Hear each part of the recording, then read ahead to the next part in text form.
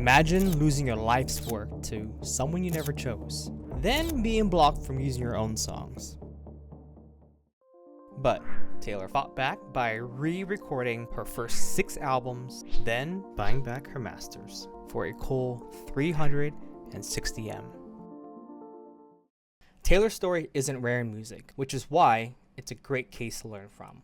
Let's tackle this in 2 parts: know the players and know the rules. Know the players, so who's involved in creating a song and how are they getting paid? Know the rules. How do the rules apply to my situation so that I can be all the players? Let's get it. The players, who's involved? Coming back to Taylor's situation, from left to right, we have the songwriter, which also by default owns the composition copyright. Featured artist, which of course performs the recording. Publisher, the entity that does all the administration, such as collecting royalties.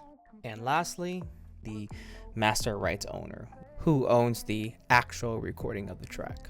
What's interesting about Taylor's case is, although she didn't own the master recordings of her first 6 albums, she still 100% owns the publishing rights, which allows her to dictate how her songs are controlled, monetized, how, where, and whom the song is used.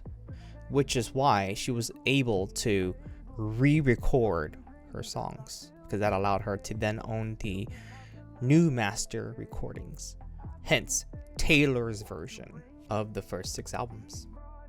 Now let's talk about how artists get paid, utilizing Taylor as an example still. Looking at the left-hand side, you have 4 entities. First, we have your distributor, BMI Performance Rights Organization, Mechanical Licensing, and last but not least, you have Sound Exchange. Now, who are these entities and who do they pay? We're going to start at the very top column, going from left to right, and just work our way down. First, we have the distributor. They are the ones that will push out music to Spotify, Apple, YouTube Music, etc. They pay master royalties, so money from interactive streams of the recording to the master rights owner. In this instance, Big Machine Records.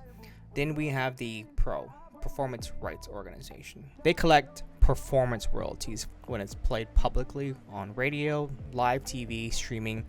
They pay the songwriter and the person who owns publishing rights, in this instance Taylor Swift. Then we have Mechanical Licensing.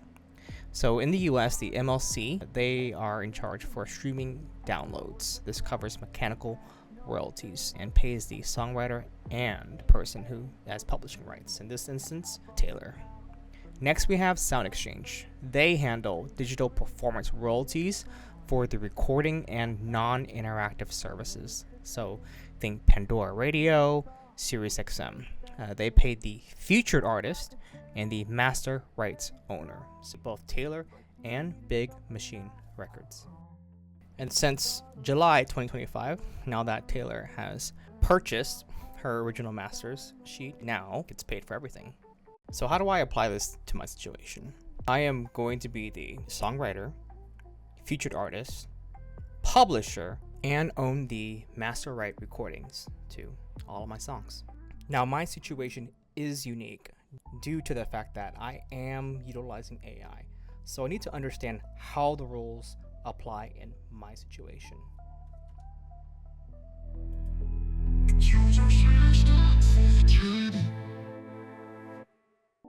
There's a lot of debate on what counts as original work versus what was generated through AI.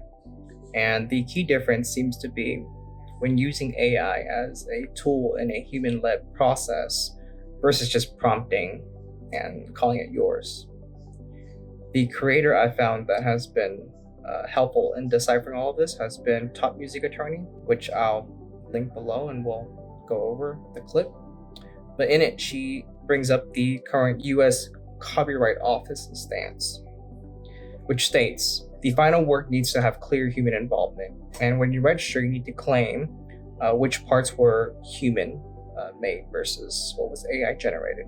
Copyright law does not need to be changed according to the Copyright Office. Using AI as a tool does not replace human creativity, but it can be used, if it in fact is being used, as a tool in association with what you are doing and your separate human creativity. AKA, you cannot get copyright protection for something that is wholly created by AI. There has to be some aspect that is your own human-made, human input creativity. Now, whether your human contributions to your AI-generated thing is sufficient to constitute authorship is going to be analyzed on a case-by-case basis. But what we did see with these examples of your own kind of expression, if you are using an instrumental to then create a top line, you gotta make sure, here are the key things. Make sure there is some degree of your own creation in the final product that you're trying to copyright. Make sure you disclaim or to tell the Copyright Office what part AI may have assisted with. Very important for protecting your actual registration. Once you get it, we know that just giving prompts all by itself, it's a no-go, okay? And even doing additional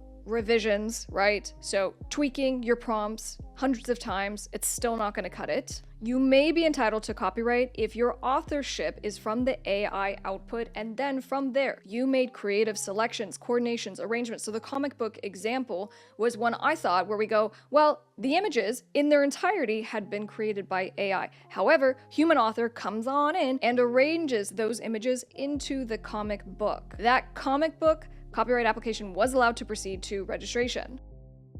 So based on that, if what I'm building comes to fruition, and I'll break it down in part 3, searching for my sound and brand, then my final body of work will meet the copyright requirements. In part 3, titled Searching for My Sound and Brand, I'll break down how I plan to do all that and more. Try, just read, receive.